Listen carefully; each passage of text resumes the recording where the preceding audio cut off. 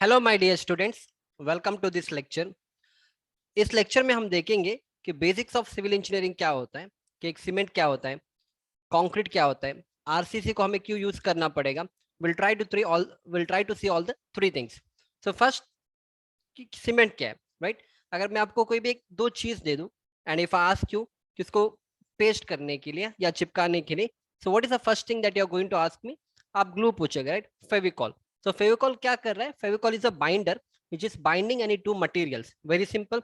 In the same way जब हम cement की बात करते हैं तो सीमेंट एक बाइंडर होता है जो बाइंड करता है अपने कोर्स एग्रीगेट जिसको हम जेली बुलाते हैं and fine aggregate which is called as sand. So it is a binder which binds the coarse aggregate and the fine aggregate, and right, so that is called as a cement.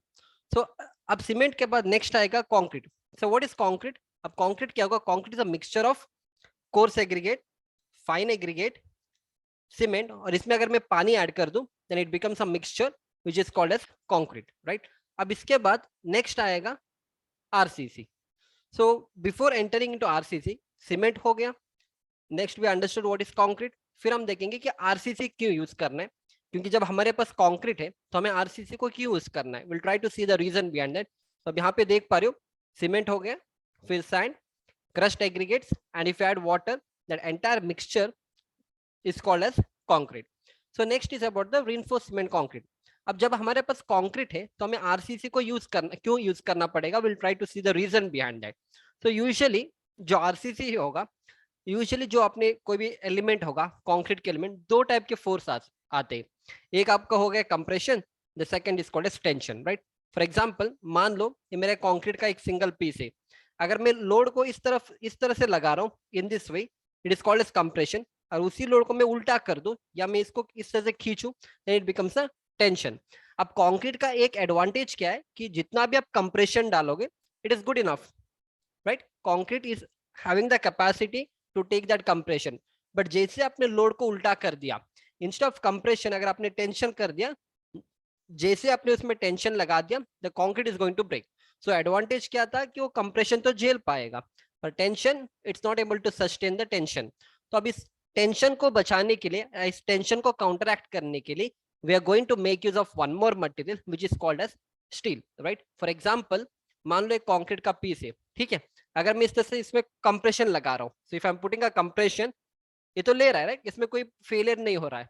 अगर हम इसको उल्टा कर दूं, if I am applying a tension, अब देखो यहाँ पे जैसे मैंने टेंशन लोड लगा दिया, can you see it got into two pieces. Again मैं अभी टेंशन लगा रहा हूँ, so it got into two pieces, so it can not take tension. अब मैं इसको एक और वे में समझा दूंगा. जैसे मान लो एक कंक्रीट का पीस है यहाँ पे.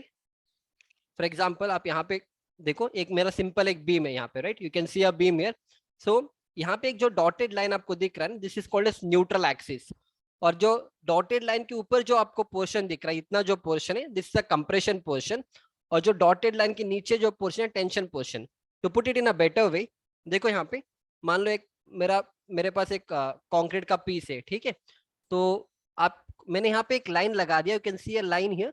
तो मेरा न्यूट्रल एक्सिस है, जो लाइन यहाँ पे है ना, ये न्यूट्रल एक्सिस है. न्यूट्रल एक्सिस का मतलब है ना वहाँ पे कोई कंप्रेशन है ना वहाँ पे टेंशन है, the stresses are zero over there, right? अब जैसे इसके ऊपर जो पोर्शन होगा, दिस इज इन कंप्रेशन, तो यहाँ पे आप देख पा रहे हो जो मिडल जो लाइन है, इसके ऊपर जो पोर्शन है ना, हैचिंग पोर्शन, वो कंप्रेशन का हो गया. और जो न्यूट्रल एक्सिस के एकदम नीचे जो पोर्शन है, मैंने यहाँ पे टी लिखा है, इट्स कॉल्ड एज टेंशन. अब मान लो मैंने एक लोड लगा दी यहाँ पे. तो जैसे ही मैंने लोड लगा दिया, व्हाट इज हैपनिंग, जो टॉप वाला पोर्शन है ना न्यूट्रल एक्सिस के ऊपर, वो कंप्रेशन में जा रहे हैं. तो आप देख पा रहे हैं ना शेप, यहाँ पे देखो ये कंप्रेस हो गया. ये जो न्यूट्रल एक्सिस के ऊपर जो जितना भी पोर्शन था ना, ये वाला, it has gone into compression. But where as ये जो न्यूट्रल एक्सिस के नीचे जो पोर्शन है ना, वो टेंशन में आ गया. मतलब वो यहाँ पे क्या हो गया, एक्सपांड हो रहा है. मतलब एक सिंगल बीम में जब मैं लोड लगा रहा हूँ, अब तो नॉर्मल है, अब तो कोई इसमें कोई स्ट्रेसेस नहीं है. अब मैंने लोड लगा दिया यहाँ पे, तो ऊपर वाला पोर्शन हो गया कंप्रेशन और नीचे वाला पोर्शन हो गया टेंशन, राइट? अब एक तो मुझे पता है कि कंक्रीट है तो कंप्रेशन तो झेल पाएगा, क्योंकि हमें पता है कि कंप्रेशन में तो स्ट्रांग है. अब दिक्कत कहाँ पे होगी? टेंशन में, क्योंकि कंक्रीट तो टेंशन में वीक है. तो इसलिए जब क्रैक आएगा ना, the first crack which is going to appear, that is going to appear on the tension region. इसलिए आप देख पा रहे हैं यहाँ पे पूरा क्रैक्स है, this is a tension cracks, right? तो इस तरह से यहाँ पे क्या होगा, क्रैक्स क्रिएट हो जाएंगे इस एरिया में, you going to get a crack.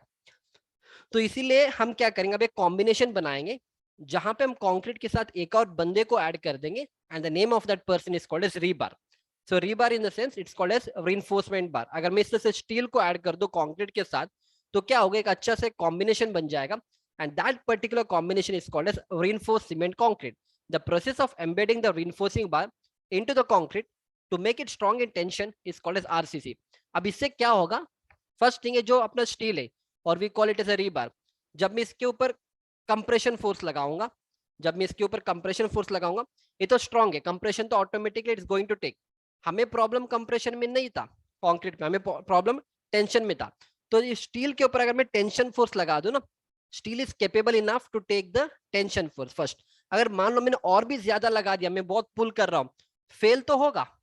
अगर मैं इसको ज्यादा और भी लगा दूं फेल तो होगा, पर जो फेलियर का जो नेचर होगा ना, दैट इज डिफरेंट. जो फेलियर यहाँ पे क्या होगा, it's called as ductile failure. अब मैं वर्ड यूज कर रहा हूँ डक्टाइल, इसका मतलब है फेलियर तो होगा, सडन फेलियर नहीं होगा. मतलब जैसे जैसे मैं इसको और भी फोर्स लगाऊंगा, ये जो क्रॉस सेक्शन होगा ना यहाँ पे, छोटा हो जाएगा छोटा हो जाएगा, फिर इसके बाद वो ब्रेक होगा.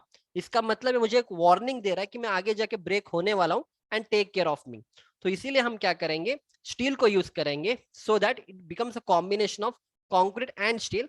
सो that entire combination is called as reinforced cement concrete. अब एक और क्वेश्चन आपके दिमाग में आया होगा, तो जो फेलियर कंक्रीट में हो रहा था, जैसे मैंने इसको कंक्रीट बोला था, जब मैंने यहाँ पे एक लोड लगाया था टेंशन, तो सडन फेल हो गया ना. तो ये जो फेलियर सडन फेलियर हो गया, ये होता है अपना brittle failure. This is called as brittle, मतलब सडनली फेल हो गए, इसने कोई वार्निंग नहीं दिया कि मैं फेल होने वाला हूं. पर इन केस ऑफ रीबार, अगर मैं इसको for example let us consider कि मेरा रीबार है, ठीक है, मेरे पास, मैं इसको यूज करूंगा. अब मैं इसके ऊपर टेंशन लगा रहा हूँ, अब फेल तो नहीं हो रहा है ना, अभी भी फेल नहीं हो रहा. अगर मैं और भी ज्यादा खींचू ना तो फेल हो जाएगा.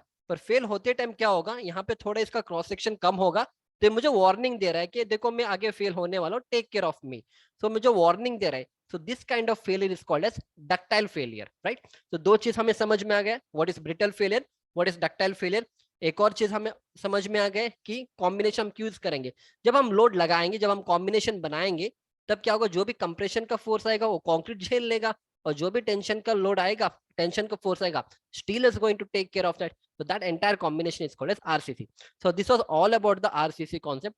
अब मैं आपको यहाँ पे एक वीडियो के थ्रू समझा दूंगा, so just try to see that. ठीक है, तो फर्स्ट आप देखो नॉर्मल एक बीम बनाया हुआ है यहाँ पे, इसमें कोई स्टील नहीं है, नॉर्मल बीम है, मतलब नॉर्मल कंक्रीट है इसमें, राइट. एंड इसके ऊपर हम एक लोड लगाएंगे, जब लोड लगाएंगे ना फेलियर तो होगा, तो फेलियर जो आपका होगा ना, that is called as sudden failure which is called as brittle.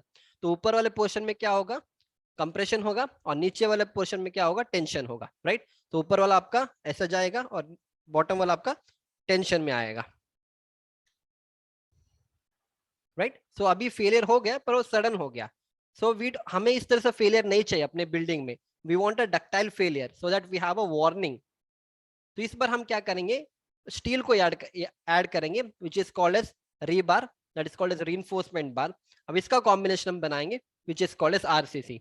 तो जितने भी स्ट्रक्चर्स हम देखेंगे, लाइक स्लैब हो गया, कंक्रीट फुटिंग हो गया, कॉलम हो गया, staircase, whatever it may be, we are making use of reinforcement. So that is called as RCC structures, right.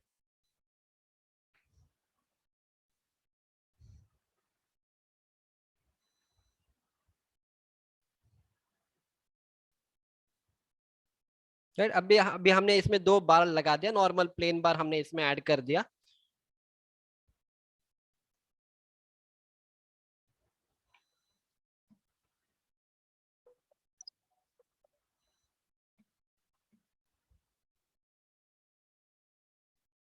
And इस बार जब हम लोड लगाएंगे ना, फर्स्ट रीजन वो ज्यादा लोड ले पाएगा, सेकंड फेल तो होगा but it is a ductile failure. आप वहां पे देखो क्रैक्स आ रहे हैं, you can see cracks are coming, इसका मतलब वार्निंग दे रहा है कि मैं ब्रेक होने वाला हूं.